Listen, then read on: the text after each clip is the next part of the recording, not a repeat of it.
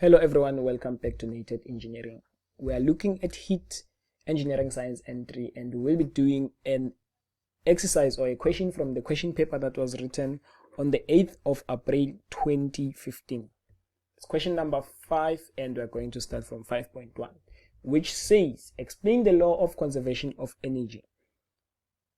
The answer will be energy cannot be created, nor can it be destroyed, but it can only be converted from one form to another.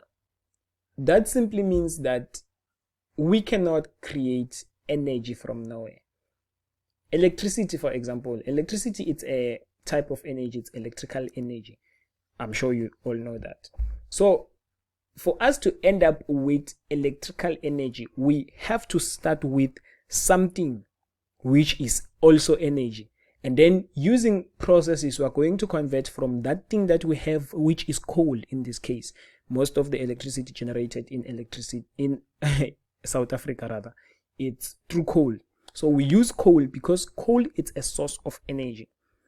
Using coal, we are going to heat up water, transferring the heat energy from the coal to the water, and use that water being converted now to steam to drive turbines, which is how we generate our electricity. But the main point here is to take that we started with coal, which is a source of energy, and we added up with electricity. So we did convert from coal or from one form of energy to another. We didn't create electricity from nowhere because energy is conserved. So we go to 5.2. They say, calculate the volume of water in liters required to cool 30 steel shafts. The initial temperature of the shafts are 800 degrees Celsius and that of the water is 25 degrees Celsius. The mass of each steel part is 200 grams. The final temperature of the mixture is 80 degrees Celsius. We are asked to calculate for the mass of water. Actually, they said the volume of water in liters.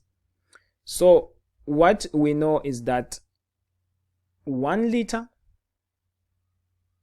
is equals to 1 kg. So what we are going to do is we are going to use kgs, because even the formula that we are using has mass with an SI unit of kg. So what we are going to do is we are going to calculate it in kg and then at the end convert it to liters, because we know 1 liter is equals to 1 kg. So we are going to say we are looking for the mass. We do not have the mass.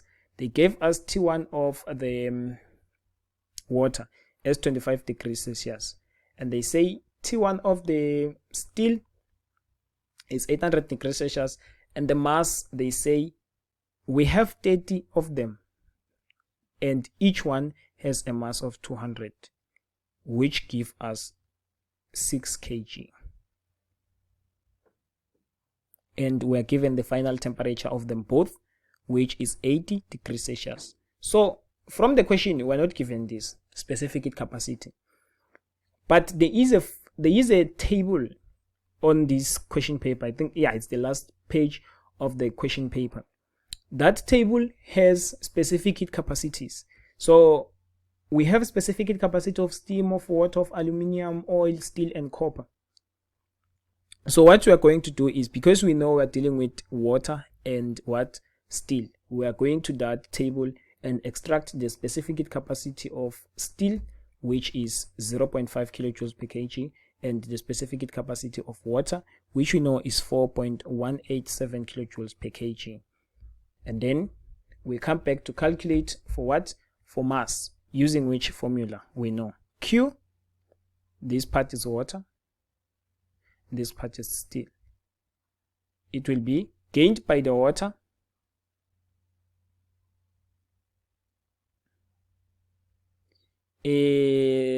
by water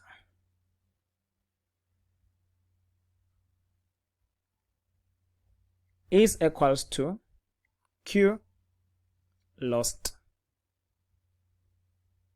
by steel.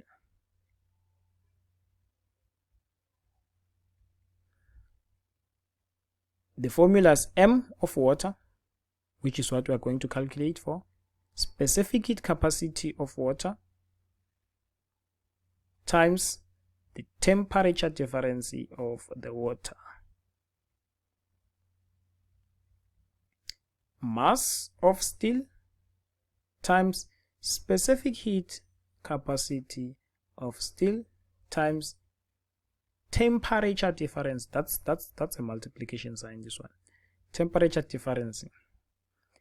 And then we have everything that we need here except for this, which is what we are trying to calculate for. So what I'm going to do is make it the subject of the formula, and we're going to calculate everything at once. Specific heat capacity of steel times the change in temperature of steel divided by the specific heat capacity of water times the change in temperature. Now we're going to substitute.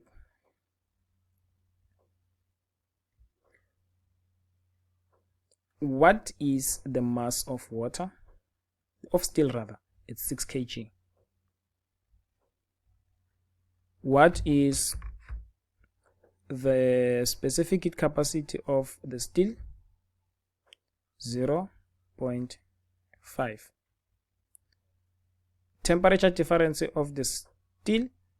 We got the steel from 800 to 80, therefore it will be 800 minus 80. Specific heat capacity of water, 4.187 times temperature difference. We got it from 25 to 80, therefore it will be 80 minus 25, the temperature difference. And this will give us an answer of 9.38 kg. We are asked to calculate for the volume in liters. Therefore, since this is the case, it will be therefore 9.38 liters will be equals to this. And you must remember to leave your answer here if such a question is asked and they specified the SI unit, because once you leave your answer here, your answer is incorrect and you won't get full marks. You might find that this has its 1 mark. So if you leave the answer here, you are going to lose 1 mark. And then we are going to continue with the next question, 5.3. And 5.3 reads as follows. A 20 meters aluminium bar is heated from 313 kelvins to 453 kelvins. And then the question they say, determine the final length of the bar. So this is the information that is given to us. We have the length, we have the temperature difference, and we know that we're dealing with what? With aluminium. They didn't give us the coefficient of linear expansion of the bar, but using the table that we used in 5.3, we are going to go in that table and look for the coefficient of linear expansion of aluminium. I found it and extracted it from the table as 23 times 10 to the power negative 6 per degree Celsius. So from there, we are asked to calculate for what? Final length. And we know final length is equals to, the temperature is increasing. They said from 313 to 543, meaning the aluminium bar will be increasing in length. Therefore, the final length will be the original length, which is 20 times the change in length. We have the original, now we need the change in length. We know that the formula to calculate for the change in length is equals to the original length times coefficient of linear expansion, since we're dealing with linear expansion, times temperature difference. Original 20, coefficient 23, times 10 to the power -6. Temperature difference 140. What is the answer?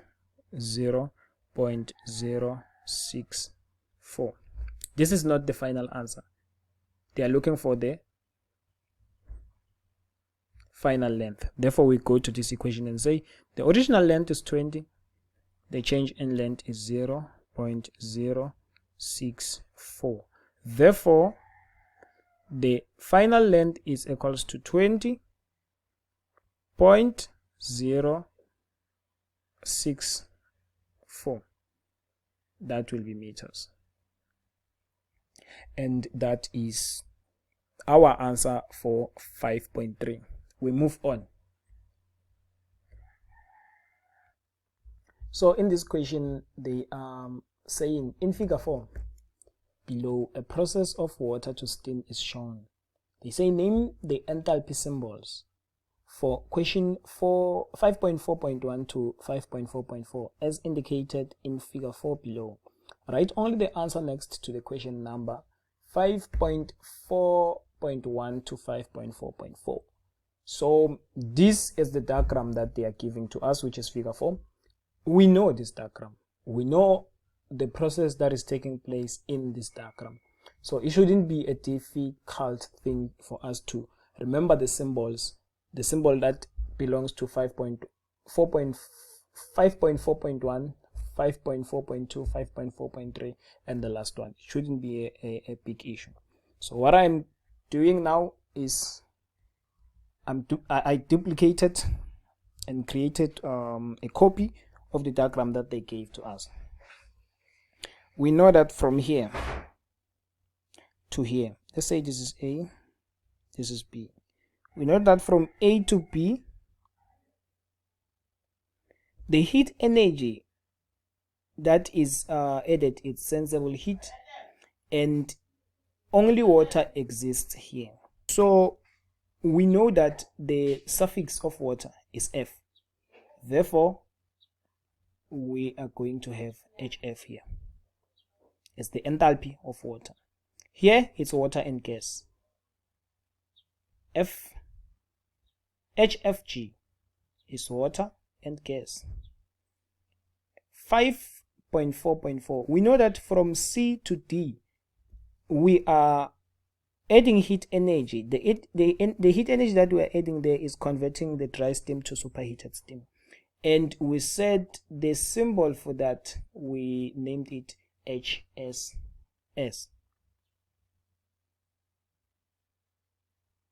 And then now, from this point, from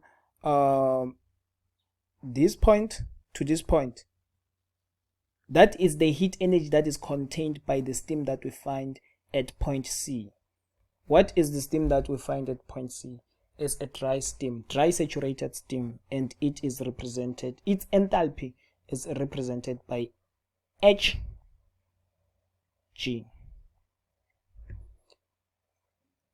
It's the enthalpy of water, the enthalpy of steam or wet steam, which is steam contained, which is steam that still contain water droplets.